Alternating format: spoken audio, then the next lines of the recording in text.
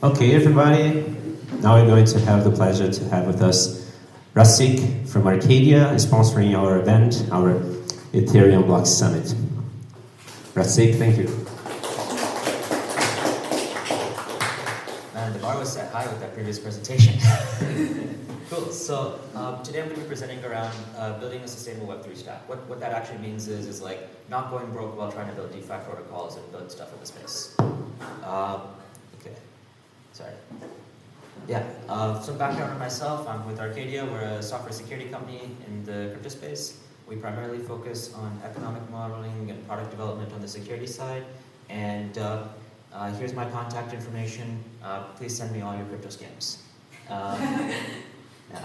So what the goal of this presentation is, as I mentioned at the beginning, is basically building the security stack, or when I say stack, I mean like the different elements of keeping your product secure while not going broke doing it. And unfortunately, there's realistic constraints on this. Everything has trade-offs. It's not like you're going to be able to get the same level of value by spending less as much as it is just like to make the trade-offs that might be necessary. There's a bunch of money lost every year. That's basically just the reality of it. There's also a lot of conflicting voices in this stuff, right? So like for example, I'm from a security company. I'm of course going to always be trying to push for security services with people looking at things and things like that. Even if that, I try to avoid it, but on the back of my head, there's always going to be that bias towards it, right? Because that's my business. Now that's the case pretty much across the market. Everyone's going to be pushing their monitoring tooling, their simulation tooling, etc., just because that's the necessity of, we have more people doing that than anything else. The normal route, you write code, you testnet it, or do a chain fork, you do whatever you need to do. Then you pay for audits or multiple audits, and then you launch a bug bounty program, and then you get exploited. And then maybe some point in the process, you raise money to pay for all this stuff. Now, this is actually a pretty reasonable process. By the way, if anyone can get this reference, I'll give a cookie, figurative one. But yeah. Now there's also people putting in some new concepts around like basically doing, like instead of having individual companies looking at code, it's more large numbers of people looking at what's it called? Code through like competitions paid per issue and things like that. Now the reality is these don't look at like the overall design as much as they look at just individual code issues or things like that, just because that's the way that they're compensated. Now this is actually a pretty cool thing. It's actually, I will die on the hill that Code Arena does more for documentation on crypto projects than pretty much anything else. Because even though they have a huge amount of good bug bounty reports and things like that, if you actually look at a Code Arena for reference is basically a competition where a large number of engineers go and try finding security issues in exchange for bounties on the code. And the average Code Arena, it's called like bounty pool is around $250,000 to $300,000, but they aim for around 500 if I'm not mistaken. But basically, on that side, they create so much good documentation on code bases. It's pretty awesome. I know this GIF is not as relevant because I just saw the word arena. I'm like, I need to put that there. People are also going pretty heavy on bug bounty programs. Bug bounty programs are great, but they're not a replacement for having someone actually dedicated looking at your code. But that's something that people have been this is not what I'm recommending as much as this is what's more happening nowadays. Basically, if you're like, have infinite money, you can afford to go and start, Paradigm through the checkbook at you or something. Your basic process is, before you even start designing, you're having review and things like that. You're hiring multiple security teams to actually look at your code base. You're doing bug bounty programs. You're doing a lot of fuzzing and formal verification and things like that. This takes months, if not years, on even a single code base, and then you end up kind of like, by the point you're actually done with all of this, your code base is going to have completely changed because you're going to have continued iterating with the market, and then you just kind of wasted a bunch of money. Now, this is not me saying you shouldn't do this. It's just this is what the super extreme of the line is doing. Now, realistically, though, if your project with $50,000 in the bank, $20,000 in the bank, you're not going to be able to spend a huge amount of money on an audit or spend a huge amount of money on continuous code or continuous audits, continuous big bug bounty programs and things like that. You're going to end up going broke after the first 3 bounty payments if it's at a competitive program. So this is where trade-offs matter. So basically going and saying, hey, we really can't afford to have someone do a full audit of our code base right now, but we can pay maybe some guys at protocols that are similar some money to do some code review, or pair programming and review on that side. It's not a replacement, but it is a good way to get additional eyes on your code base. And the more you have people look at it that are the same people over and over, they start becoming familiar with your design patterns. A lot of the time, and this is a problem with audits as well, on our side, whenever we're doing the security audit, we're basically going and having to spend a huge amount of time actually becoming familiar with how the design of the protocol is. And realistically, it's just not feasible for 2 or 3 people on our team to continuously be getting 100% hits on understanding the protocol completely, understanding the intricacies. This was, unfortunately, I don't have Superman on my team, but basically, if you have someone that's just like someone who's in a parallel protocol or something like that, that gives the ability for them to just focus on maybe what they're doing and on what you're doing. So that's like a very limited amount of focus they have to have. So code reviews are cheaper, way cheaper on that side. Smaller bug bounty programs are great. You're not going to get as many hits, but this is where on the next slide I'll go into like just taking advantage of ego. But basically, people will still submit stuff, but you're going to get a lot of junk if you don't have a managed program. That's basically just like 50% ChatGPT generated issues. Some guy's going to be coming in with like, hey, you don't have your SSL certificate renewed for the next year. Give me $1 million. Just stupid stuff. What's it called? Basically, you're not going to be getting really good quality issues as much, but it is something, right? Something's better than nothing on that side. And then forward-looking incentives are a good way to pay people. So basically, instead of saying, hey, or just being upfront and saying, hey, we don't have that much money right now, but we can give you guys maybe a vault token that vests with some of our token in it or something like that, that just gives them like a pretty solid, hey, we're broke, but we're not trying to stiff you here. We're just trying to stay in business long enough for you to actually get paid. And it also kind of incentivizes them to stick to your protocol to a certain extent. One of the funniest references I have for this is that there was this hacker named Pink Panther who used to hack privacy coin protocols in 2017 through 2019. And a number of our customers that we were onboarding with or we were helping in non-security related areas were hacked by this guy. And in one of these hacks, he made off with close to like $2 million in the token, but the token didn't have enough, or the coin didn't have enough liquidity. And he was doing attacks on the privacy protocols by either minting or he's the guy behind the wrapped serials attacks on PIVX. And basically this dude, he started actually giving security reports to the protocol because he wanted the protocol to stay long enough so he could dump. And he was very upfront about that. He was like, yeah, I know you guys aren't going to find, because the privacy protocol was good enough that they couldn't freeze the assets. So it was just like, I'm gonna support the protocol long enough. Of course, that context is a little bit different. And towards the end of it, he actually turned out to love the protocol. He gave a bunch of money back, and to this day, Pink Panther does send anonymous emails with random like, hey, your protocol has these issues. There's actually a talk by the gentleman from Firo Rubin-Yap who talks a little bit more about this on specifically the interactions with Pink Panther. But I love that kind of anecdotal story. But there's also a number of security firms that are willing to work for like community projects and things like that. So for example, of course nowadays it's a little bit tougher because it's the bear market, but a number of bigger security firms as well as some of the ones that are trying to build more reputation will work for free just to kind of get some value for themselves. Because right now one of the big problems is that if you're a security firm that's not like a high tier firm, you're basically having to really kill for order flow.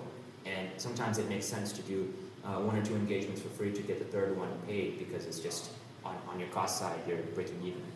Boutique teams are wonderful. There's a wonderful team out of Canada called Hashcloak that I really recommend. They're basically smaller teams, 10, 15 people. They're not really charging a lot of money, but they're more focused on very, very like small scale pricing and engagements that are very, very valuable for the amount of money spent. And Immunify bug bounty programs are flexible. You don't have to commit large amounts of money into a program. You can do something small. And swag is always an option. I know Web3, we're kind of egotistical and say, it has to be money. Of course, when you're seeing millions of dollars flow around in the space, the brain kind of gets rewired and yeah. But in reality, man, most bug bounty programs in the HackerOne space and things like that, I have more swag from that than I actually ever got paid. And I was up till 2019, until my shirt size changed, I was only wearing shirts I got from HackerOne. So, and then the other thing is that it's called, putting liquidity bumps or things like that, things that allow you to go and have some sort of revenue. Of course, this comes with a trade-off. The more money you take from one place, users are going to be pissed if they don't completely understand it, or if they understand it and realize that they're losing money on something. So you have to find ways to design it to be very abstract. So, for example, one way to do it is having a protocol security fee or something like that. But then, of course, there's Gary Gensler is going to come after you, sure. But there's different ways to do it, and all of them kind of suck. But there are better than nothing to a certain extent. I have a friend who actually, Armor5 did a bug bounty program where they said for the first certain amount of criticals they would give tattoos. The CTO would get a tattoo. The first was by a gentleman named Richard, and then there was another one by a protocol founder named Oxford, who did a bug bounty on Armor5.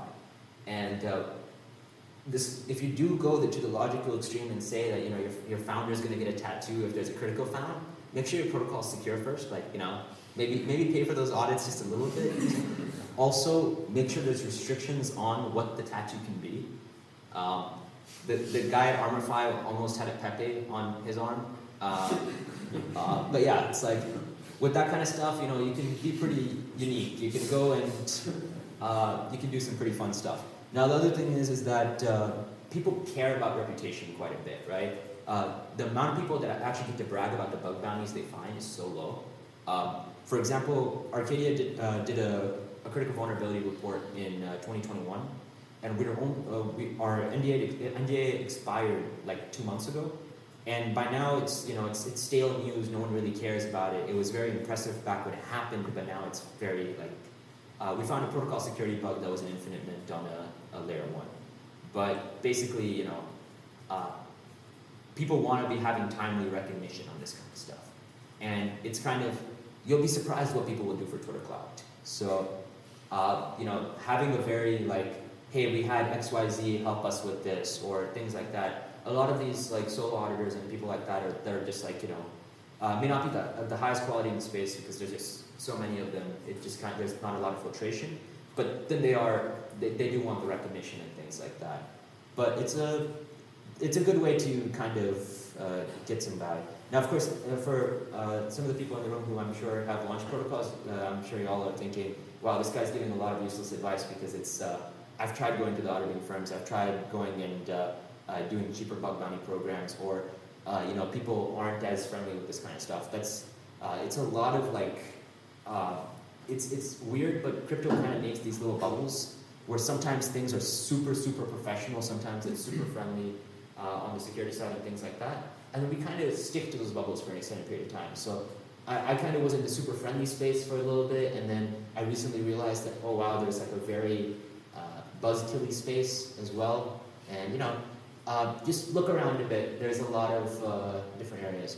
Now, oh yeah, there's also unscalable options. I forgot about this slide. But basically, there's the assistant stuff I mentioned earlier. You can get that community good stuff, but then if you go for 5 times in a row, I'm sure they're gonna be like, okay, bro, we need to give it to other people as well. Companies that are boutique are great, but then if you're really, really tight on cash, that doesn't last very long, and also teams like that generally get booked out pretty fast as well. And then people, so community funding is kind of a joke to me a little bit because we've been doing a lot of community donations to DeFi protocols and open source protocols over the past 2 years, specifically to keep the lights on.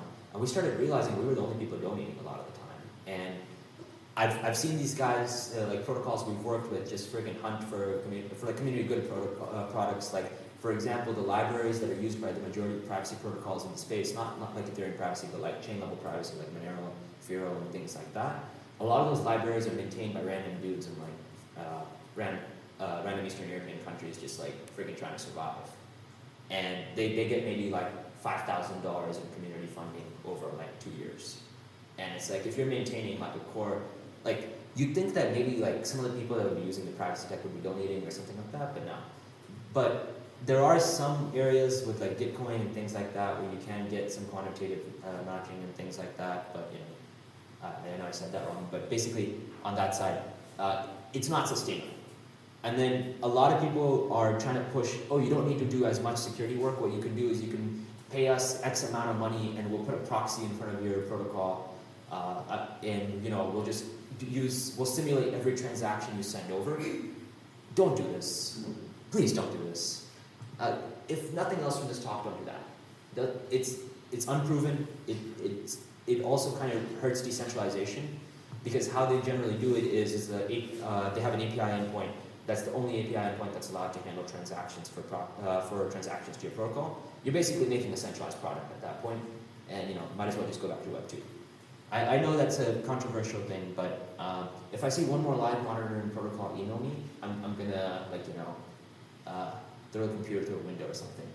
But yeah, this entire presentation is very limited compared to what I would like to have. But it's like, you know, I was writing this half asleep like 2 days ago. I'm like, I need to get this done. But you know, the more you grow, the bigger and more complex your protocol gets. The more it becomes kind of a hassle. So start simpler. And one thing that I've realized that, you know, maybe I'm just becoming more of an optimist nowadays, but realistically, everyone's kind of a little bit flexible on everything. There's no real hardness in the space as much right now. So if you go to someone and say, hey, we're broke, but we have, you know, XYZ amount of tokens, can we use that as part of a bug bounty program to pay in tokens? Or hey, we're not really able to go and do as big of a live or as big of a simulation setup or something like that. What can we do at our price point? Just feel free to ask. It may not be what you need and it may not be fit, but a lot of the time I talk to protocols that we meet in, like, you know, during the BizDev times, and it's like they're like, you know, we can't afford to do this. You're getting these quotes. You know, just straight up ask. Hey, we've got this much to spend. What can we get at that price point? It's not, and of course, a lot of protocols will play hardball during bull markets, but right now it's a bear market. You can get a lot of stuff done. That's pretty much it. I'm sorry the presentation was a little bit clunky, but yeah, cool. Thank you. Can we open for questions? Sure. Great presentation. I learned a lot.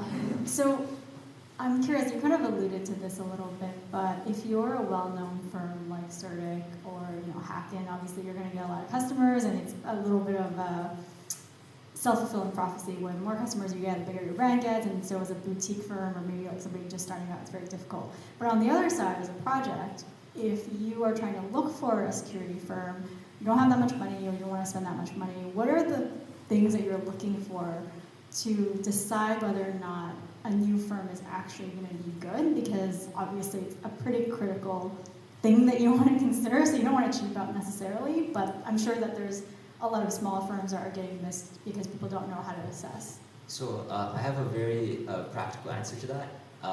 A lot of the time, if I'm looking for boutique firms, I look at some of the bigger firms and look at who left the team to start their own security firms, because pretty much everyone was doing that last year. You know, there was a lot of money in it, so people were going and starting their own competitors. And I would generally look at people that or boutique firms that started from people leaving Diligence or Trilobits and things like that, just because they have the skill set, but they're not charging the same price point. And then it's also a lot of social element to it a little bit. So you can look at just the people that as you kind of meet more people in the crypto space, you'll see okay, some firms have better reputations than others, and you can look at branch offs from that and things along those lines as well. But also for one of the firms I mentioned during the presentation, Hashcloak, firms like that you won't find it that way. You'll find through some of the research material, the papers they put out. There's a pretty cool Portuguese firm here in Lisbon, 3 Sigma. They have a pretty cool setup as well. You can generally find them, or companies like them, through research papers and things like that released around ZK protocols or things along those lines, because they specialize in ZK, so you can find stuff on that side. You'll find a lot of people, the cooler the tech that's being talked about, if it's not from a big company and it's from a smaller one, 9 times out of 10, to keep the lights on, they're doing some sort of consulting or security work. But yeah. Awesome, thank you.